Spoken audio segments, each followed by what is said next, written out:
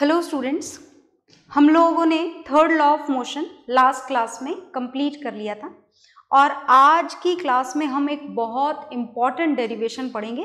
तो बहुत ध्यान से सुनिएगा आज का लेक्चर। Is it okay? है ना, बहुत इंपॉर्टेंट डेरिवेशन है और कोशिश करिएगा कि आप ध्यान से सुने और आपको अच्छी तरीके से वो समझ में आए। ओके, तो जो डेरिवेशन हमको करना है, this is the derivation for conservation of momentum.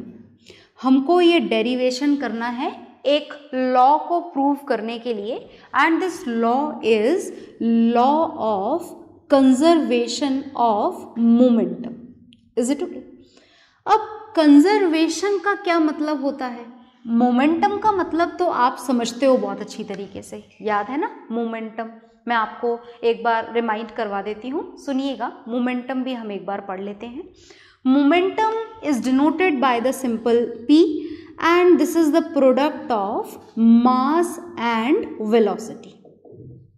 ये हमने मोमेंटम के बारे में जान लिया था और भी बहुत कुछ जान लिया था, और हमें पता है कि ये जो मोमेंटम है, this is a measurement of motion of a body. If higher the value of momentum, that means it has more velocity or more mass. और अगर मोमेंटम कम है मतलब बॉडी का या तो मास कम है या वेलोसिटी कम है। Is it okay? आ गई बात समझ में? तो ये जो मोमेंटम है इसका कंजर्वेशन हमको पढ़ना है, और कंजर्वेशन देखिए किसी भी चीज़ का हो, कंजर्वेशन की डेफिनेशन हमेशा सेम रहती है, that it can neither be created nor be destroyed. Is it okay? मतलब कंजर्वेशन ऑफ मोमेंटम का मतलब क्या हो जाएगा? Momentum can neither be created nor be destroyed. Is it okay?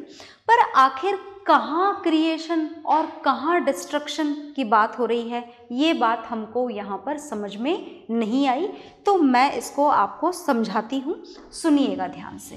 हमें यहाँ मोमेंटम का कंजर्वेशन पढ़ना है, अकॉर्डिंग टू विच मोमेंटम, मैं पूरा लिख रही हूँ, ध्यान से देखते जाइएगा। According to which momentum can neither be created, बहुत ध्यान से देखना, can neither be created nor be destroyed. ना तो आप इसे क्रिएट कर सकते हैं और ना ही आप इसे डिस्ट्रॉय कर सकते हैं। पर कहाँ की बात हो रही है ये, वो हमें यहाँ पर लिखना है, that it can neither be created nor be destroyed when two और मोर बॉडीज, है ना। टू और मोर बॉडीज का मतलब समझ गए ना? जैसे भाई दो बॉल्स हैं, है ना, दो बॉल्स आपने ले ली, या फिर बॉल्स की जगह, दो बॉल्स की जगह आपने 4-5 बॉल्स ले ली, जो मर्जी आए। आप 2 बॉल लो, आप 2 बॉटल्स लो, आप 2 पेंसिल बॉक्सेस लो, 2 व्हीकल लो, या 2 से ज़्यादा vehicle low, what ever the condition is it okay? Object क्या लेना है ये यहाँ पर हमारा पॉइंट ऑफ डिस्कशन नहीं है। ओके, आगे देखिए। तो momentum can neither be created nor be destroyed when 2 or more bodies act on one another. Is it okay? आई बात समझ में? जब भी 2 या 2 से ज़्यादा बॉडी आपस में टकराएं, जैसे ये बॉल्स हैं, 2 बॉल्स, मान लीजिए कि ये 2 बॉल्स आपस में टकरा रही हैं, इज इट ओके? इस तरीके से टकरा गई, तो टकराते वक्त इनका मोमेंटम है वो ना तो कोई एक्स्ट्रा मोमेंटम प्रोड्यूस होगा और ना ही किसी मोमेंटम का यहाँ पर डिस्ट्रक्शन होगा। Whatever the momentum is there of these 2 balls before there collision, that will remain same even after the collision. आ गई बात समझ में? टकराने से पहले का मोमेंटम और टकराने के बाद का मोमेंटम, दोनों ही मोमेंटम क्या रहेंगे? सेम रहेंगे। Is it okay? पर इसमें एक रेस्ट्रिक्शन है। क्या रेस्ट्रिक्शन है? ये रेस्ट्रिक्शन है provided that no external forces applied. No external force is applied. Is it okay? तो तो ये जो लॉ मैंने आपके सामने लिखा है ये धीरे धीरे आपको समझ में आएगा, एक बार में समझ में नहीं आएगा, तो सुनते रहिए पूरी क्लास को till the end very carefully, है ना, विथ फुल कंसंट्रेशन। ओके, तो चलिए, तो मैंने आपको क्या बोला कि this momentum always remains conserved, है ना।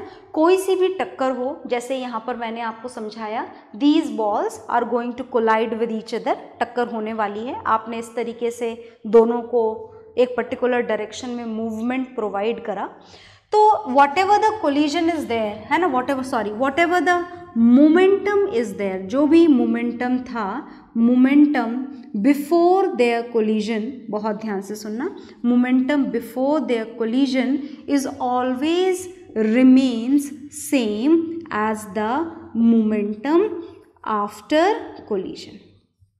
मतलब इस मोमेंटम में कोई लॉस या कोई न्यू प्रोडक्शन नहीं होगा।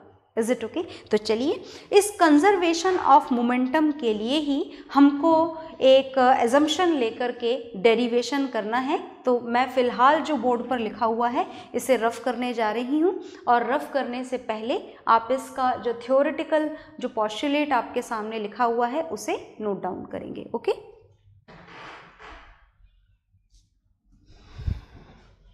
तो नोट डाउन आपने कर लिया होगा, और नहीं करा है तो कर लें पीछे जाकर के दोबारा से।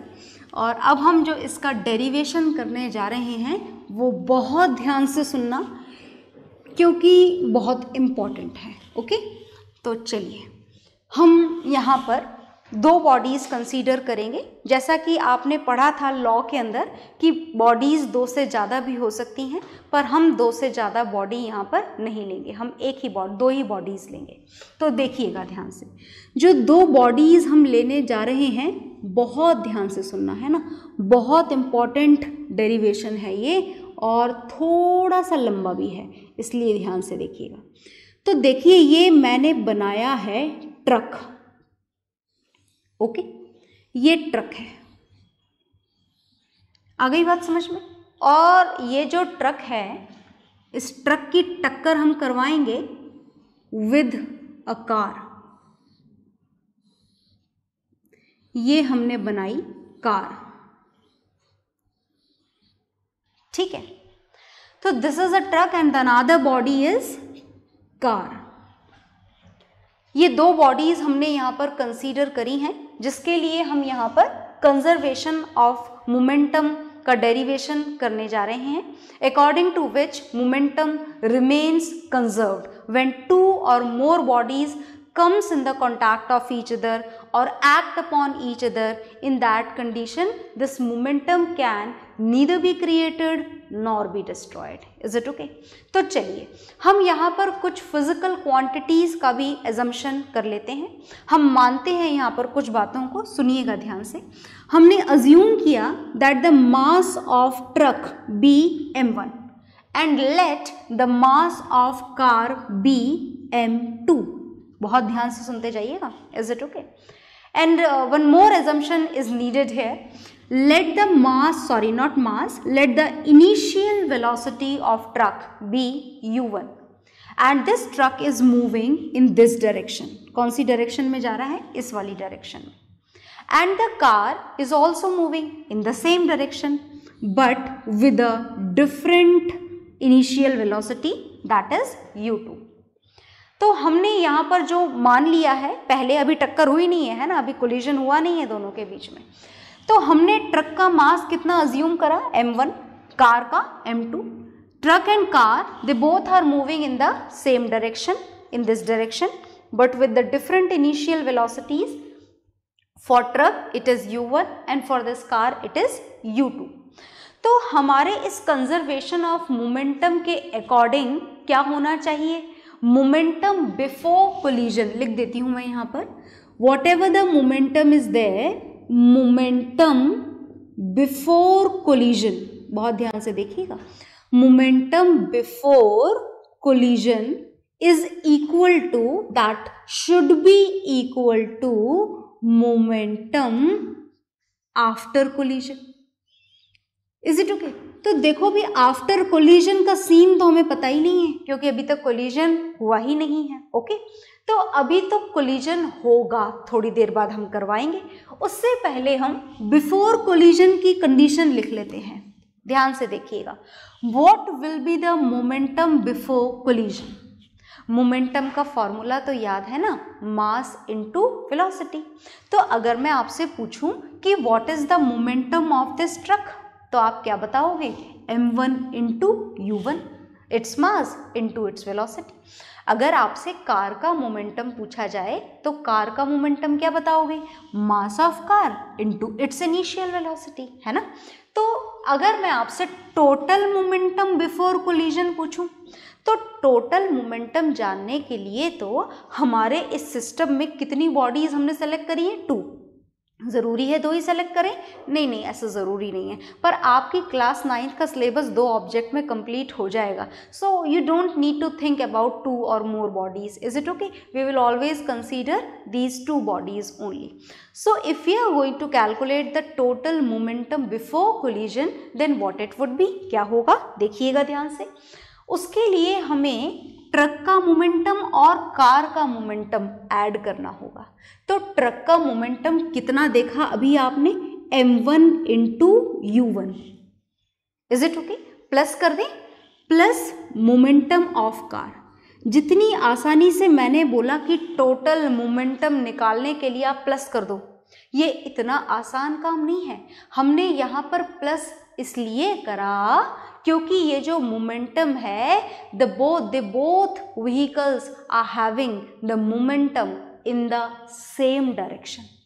अगर ये सेम डायरेक्शन में नहीं होते तो कंडीशन कुछ और होती और हम इतना सिंपली इसे ऐड नहीं करते, इज इट ओके? तो क्या करते, दैट विल सी लेटर। पर फिलहाल आप आगे आ जाएं, और अभी हमें एक काम और करना है कि मोमेंटम कैलकुलेट करना है after collision. What would happen after collision? Look here. हमने माना कि थोड़ी देर बाद इस वेलोसिटी से चलते चलते इनकी टक्कर हुई, और टक्कर होने की रेस्ट्रिक्शन आपको याद होनी चाहिए, that u1 should be greater than u2। Velocity of truck should be greater than the velocity of car, तभी तो टक्कर होगी, है ना, वरना टक्कर होगी नहीं, कार आगे चलती चली जाएगी। ओके, चलिए आगे देखिए। अब इनकी टक्कर हुई, थोड़ी देर टक्कर हुई, और टक्कर होने के बाद में, है ना, इन्होंने अब उतर के अपनी अपनी गाड़ियों को देखा, जैसे यूजुअली होता है रोड एक्सीडेंट्स में। And then after they start moving in the same direction. ऐसा तो नहीं है ना भाई लड़ाई हो गई अब तुम अलग जाओ और हम अलग जाएंगे, ऐसा नहीं है।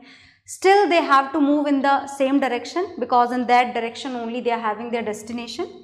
तो हमने माना कि after collision this truck is again start moving in the same direction, and now this time the velocity is v1।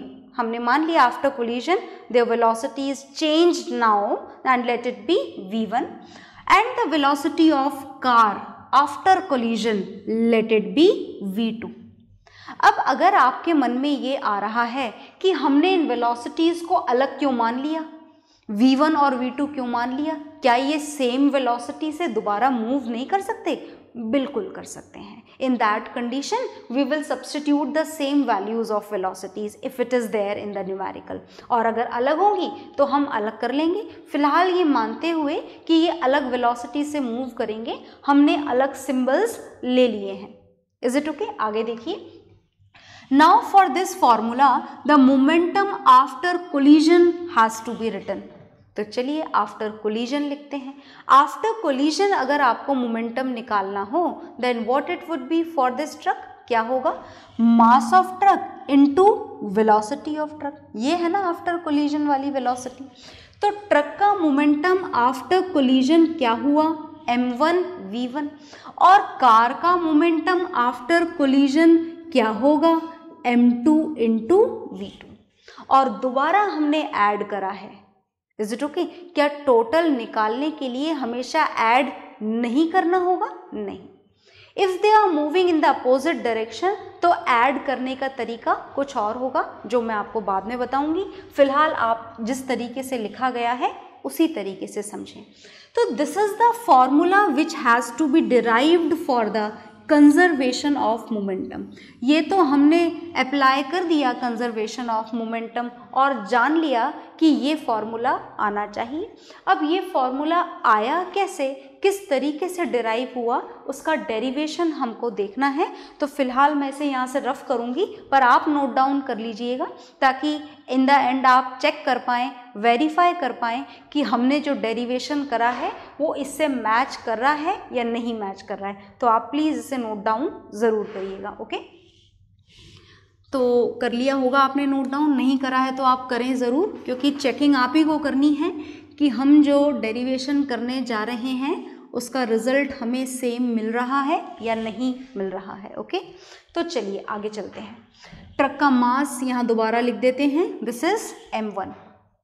अब हम जानने जा रहे हैं, प्रूव करने जा रहे हैं इस बात को कि momentum remains conserved in a collision or in any interaction between two or more bodies. Okay, आगे देखिए।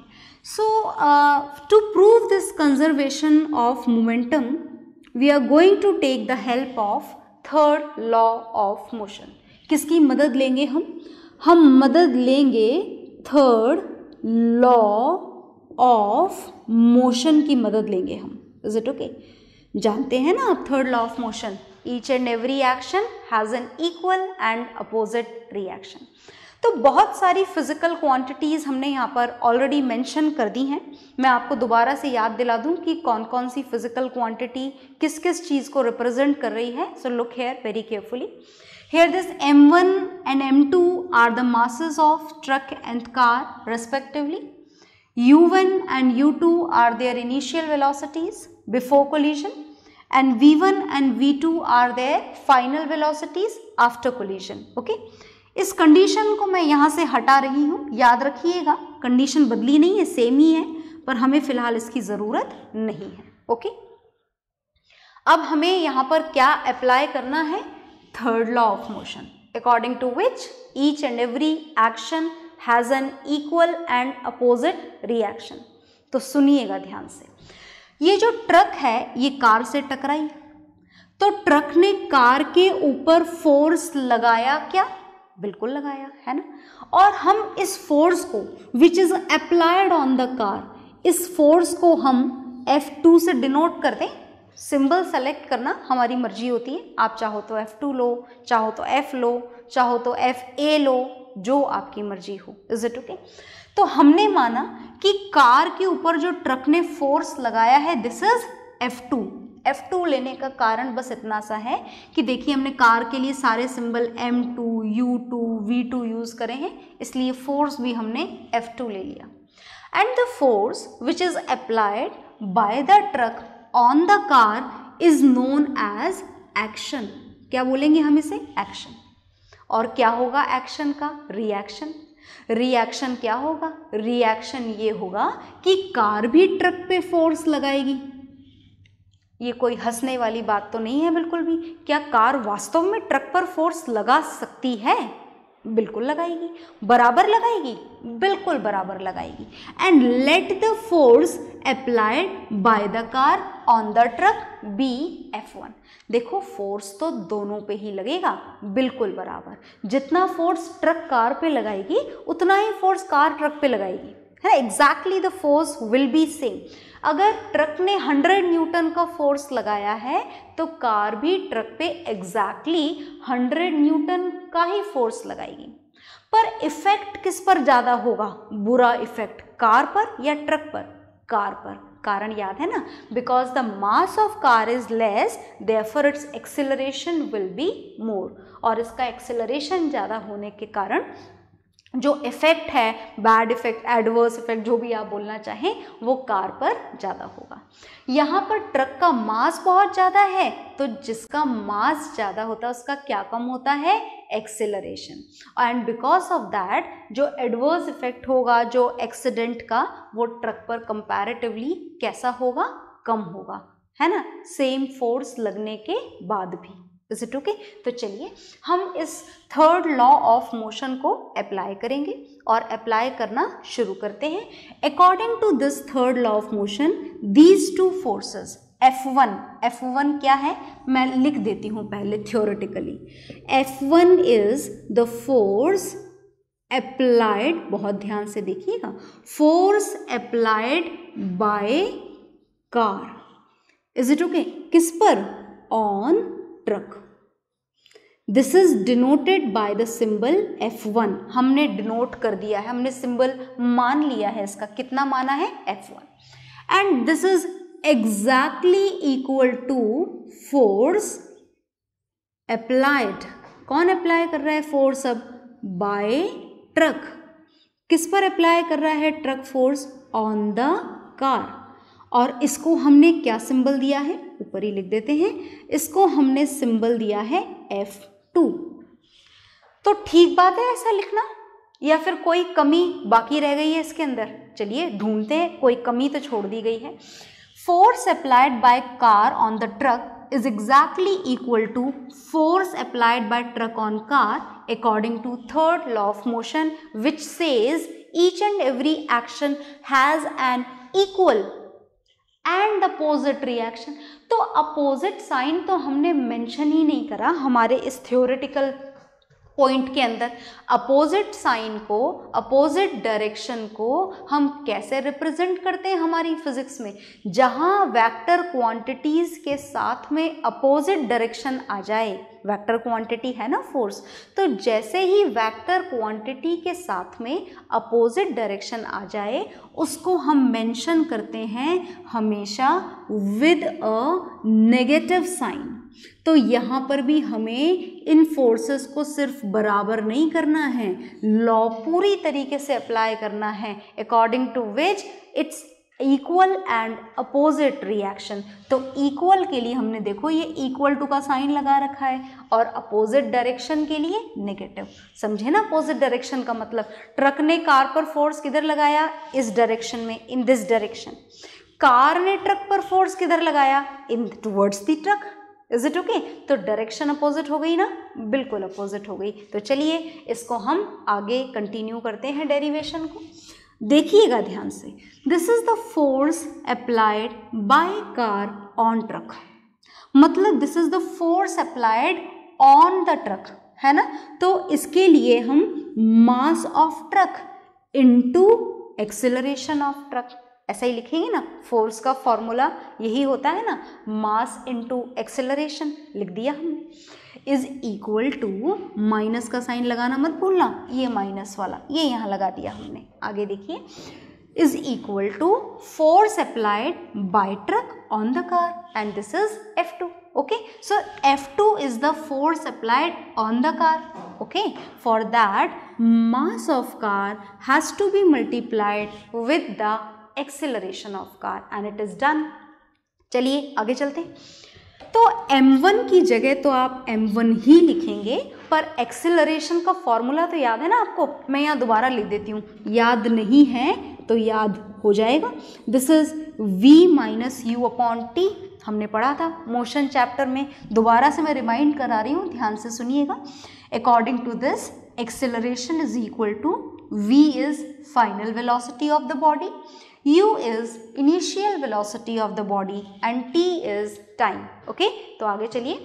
now this acceleration is the acceleration of truck, that means final velocity of truck, check करते जाना, हम सही तो लिख रहे हैं ना, minus initial velocity of truck divided by time.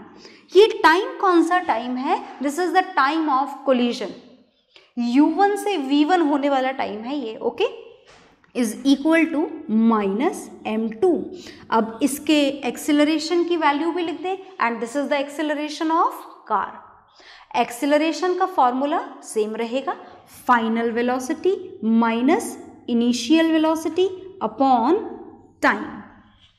ठीक है, चलिए आगे चलते हैं। अब हम इस फॉर्मूले को आगे ले जाने से पहले इस टाइम को इस टाइम से हम कैंसिल कर देते हैं। आता है ना इतना तो समझ में, ये कैंसिल हो जाएगा, पूरी इक्वेशन से डिवाइड हो रहा है क्योंकि ये, और यहाँ पर भी ये पूरी इक्वेशन से डिवाइड हो रहा है, तो ये दोनों यहाँ पर कैंसिल हो जाएंगे। आगे चलिए, तो ये माइनस का साइन नहीं है। अब जो हमारे पास में बचा है वो है m1 v1 minus u1 is equal to minus m2। ध्यान से देखते जाइएगा ये सही हो रहा है या नहीं। ये t कैसे कैंसिल हुआ समझ में नहीं आया तो मैं एक बार और समझा देती हूँ। देखिएगा, ये t यहाँ डिवाइड हो रहा है, दूसरी साइड जाकर के मल्टीप्लाई हो जाएगा और ये t से ये t कैंसिल। आप इस तरीके से भी समझ सकते हैं। अभी हम इस t को दोबारा अपनी जगह ले आते हैं और यहीं के यहीं कैंसिल कर देते हैं। आगे चलिए, देखिएगा ध्यान से। अब हम इस ब्रैकेट को ओपन करने वाले हैं। ब्रैकेट को ओपन जब आप करेंगे तो ये m1 v1 से भी मल्टीप्लाई होगा और u1 से भी। तो चलिए करते हैं। m1 v1 minus m1 into u1, ठीक है ना। m1 को v1 से भी मल्टीप्लाई कर दिया और u1 से भी, इज इक्वल टू, ये इक्वल टू और माइनस दोनों कंफ्यूज मत हो जाइएगा, मैं थोड़ा बड़ा बड़ा इक्वल टू बना देती हूँ, right. Is equal to minus m2 into v2, और ये माइनस जब अंदर वाले माइनस से मल्टीप्लाई होगा तो प्लस हो जाएगा। ब्रैकेट के अंदर के साइन चेंज हो जाते हैं, बाहर माइनस हो तो, plus m2 into u2। Okay, अब हम इसको कंप्लीट करेंगे। यहाँ से मैं रफ कर रही हूँ, हमें स्पेस की ज़रूरत है। और ये भूले ना कि ट्रक और कार की इनिशियल वेलोसिटीज़ u1 u2 थी, फाइनल वेलोसिटीज़ v1 और v2 थी। तो चलिए हम इस डेरिवेशन को कंप्लीट करने वाले हैं। This is the last step, हम लास्ट स्टेप लिखने वाले हैं। देखिएगा ध्यान से, है ना। मैं लिखने जा रही हूँ m1 v1 as it is लिख दिया मैंने। चेक करते जाइएगा सही चल रहा है काम या नहीं। m1 v1, ये माइनस m2 v2 है और हम इसे लेफ्ट साइड ले जाने वाले हैं। तो ये माइनस है, दूसरी साइड आकर के साइन चेंज हो जाएगा, side change sign change, is it okay. और ये हो जाएगा m2 v2। ध्यान से देखना, दोबारा से m1 v1 as it is लिख दिया, m2 v2 इस साइड नेगेटिव था, दूसरी साइड आकर पॉजिटिव हो गया। और ये जो m1 u1 था, इसको भी हम दूसरी साइड ले जा रहे हैं, लेफ्ट से राइट साइड। तो क्या होगा देखिएगा, m1 u1 ये इधर नेगेटिव था लेफ्ट साइड में, हम राइट साइड ले गए, पॉजिटिव हो जाएगा। m1 u1 plus m2 u2।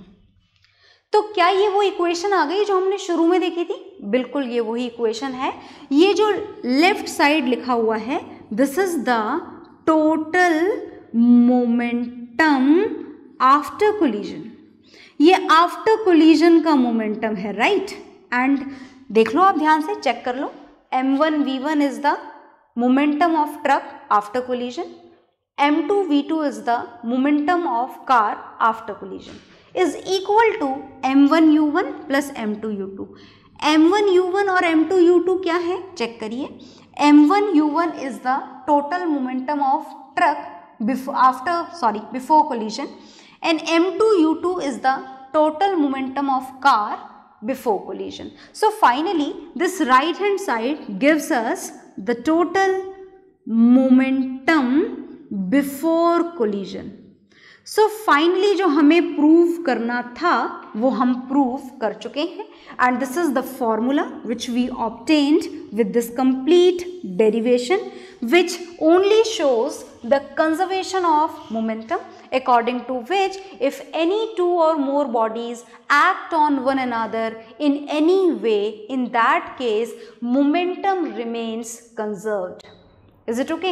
Momentum before collision or after collision always remains same. There is no destruction or no production of momentum in any type of collision. So this is the conservation of momentum derivation. You have to note it down exactly in the same way as it is there in front of you. Okay? So note it down very properly.